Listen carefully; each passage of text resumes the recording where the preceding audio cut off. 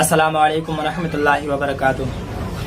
ایک سوال ہے کہ محرم کے مہینے میں کیا کرنا چاہیے، کیونکہ اکثر و بیشتر جگہ پر ہوتا کیا ہے کہ لوگ تعزیہ بناتے ہیں، ڈھول تاشے بجاتے ہیں اور درگاہ سال میں فاتحہ پڑھتے ہیں، پڑھواتے ہیں۔ طرح طرح کی چیز، ہر جگہ پر الگ الگ رواج ہے اور لوگ اپنے اپنے حساب سے لوگ اس کو مناتے ہیں۔ یعنی کہ محرم کا جو مہینہ ہوتا ہے، 1 محرم سے لے کر کے 10 محرم تک لوگ طرح طرح کے کھانے بناتے ہیں اور امام حسین رضی اللہ تعالی عنہ اور تمام شہدائے کربلا، ان تمام لوگوں کے نام سے فاتحہ پڑھی جاتی ہے اور لوگ پڑھواتے ہیں۔ تو اس پر کرنا کیا ہے اور نہیں کرنا ہے، اس کے بارے میں آپ بتائیں۔ تو اس کے بارے میں آپ کو بتاتا ہوں کہ دیکھیے، سب سے پہلی بات آپ یہ سمجھ لیں، یہ محرم کا جو مہینہ ہے، یہ ہمارا اسلامک سال شروع ہوتا ہے اس مہینے سے، یعنی کہ محرم کے مہینے سے۔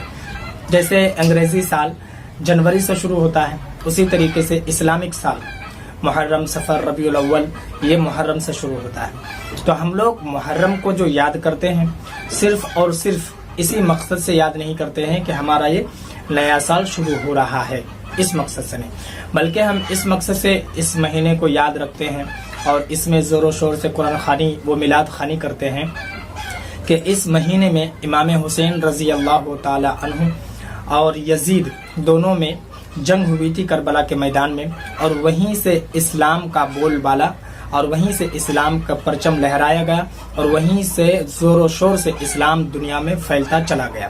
ٹھیک ہے، تو اس لیے ہم لوگ محرم الحرام کے مہینے کو اتنا ترجیح دیتے ہیں۔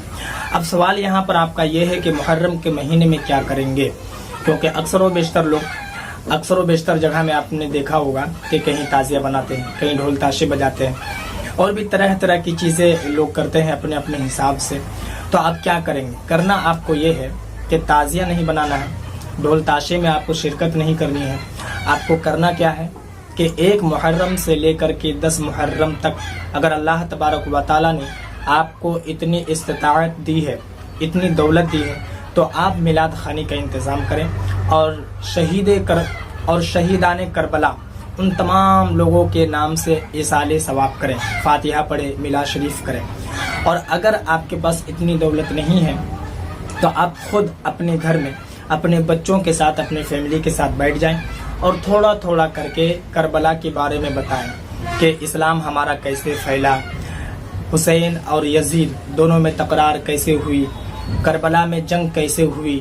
اس طریقے سے آپ ایک ایک کر کے تھوڑا تھوڑا کر کے 10 محرم تک بتائیں، تاکہ آپ کے بچے، آپ کے اہل و عیال اس بات کو جان سکے کہ یہ اسلام جو ہم تک پہنچا ہے، کتنی مشکلوں کا سامنا کرنے کے بعد ہم تک پہنچا ہے، یہ آپ کے بچوں کو پتہ چلے اور اسلام کی جو محبت ہے وہ دل میں جذب ہو اور اس میں اور بھی اضافہ ہو۔ ٹھیک ہے، اب میں آپ کو اور بتاؤں کہ اگر آپ یہ نہیں کرتے ہیں تو پھر آپ کریں گے کیا؟ آپ 1 محرم سے لے کر 10 محرم تک اگر آپ فاتحہ پڑھنا چاہتے ہیں، روزانہ پڑھیں، یہ تو آپ پڑھ ہی سکتے ہیں۔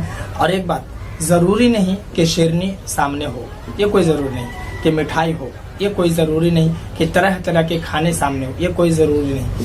آپ ایسے ہی جائے نماز بچھائیں اور بیٹھ کر فاتحہ پڑھیں، ان کے روحوں کو ثواب پہنچائیں۔ ٹھیک ہے، آپ کیا کریں گے؟ جب آپ اگر روزہ رکھنا چاہتے ہیں تو 1 محرم سے لے کر 10 محرم تک رکھ سکتے ہیں، بالکل اللہ تبارک و تعالیٰ اس کا جزائے خیر آپ کو عطا فرمائے گا۔ اکثر و بیشتر زیادہ تر جو روزے رکھے جاتے ہیں، جس کو یوم عاشورہ کا روزہ کہا جاتا ہے، وہ 9 محرم اور 10 محرم کو ہوتا ہے۔ تو آپ 9 محرم کو اور 10 محرم کو ضرور روزہ رکھیں، 9 محرم اور 10 محرم۔ ٹھیک ہے، اور آپ کو کرنا کیا ہے؟ تعزیہ میں شرکت نہیں کرنی ہے۔ جو لوگ تعزیہ بناتے ہیں اور تعزیہ کو گھماتے ہیں اور ڈھول تاشے بجاتے ہیں، طرح طرح کی برائیاں ابھی رائج ہے، آپ دیکھتے ہی ہوں گے، جہاں تہاں آپ کو دکھ جاتا ہوگا، اور اگر نہیں دکھتا ہوگا تو اس بار آپ توجہ دیں گے کہ تو ضرور کہیں نہ کہیں دکھ جائے گا۔ تو آپ روزہ رکھیں گے، میلاد شریف کریں گے اور فاتحہ خوانی پڑھیں گے، قرآن خوانی کروائیں گے۔ اس طریقے سے کام آپ کو کرنا ہے، نہ کہ آپ کو ڈھول تاشے میں شرکت کرنی ہے، نہ کہ آپ کو تعزیہ داری میں آپ کو شرکت کرنی ہے۔ میں امید کرتا ہوں کہ میری بات آپ کو سمجھ میں آ گئی ہوگی کہ محرم کے مہینے میں کیا کرنا چاہیے اور کیا نہیں کرنا چاہیے۔ باقی اگر آپ کے من میں کوئی اور سوال ہو تو آپ کمنٹ پر ضرور بتائیں۔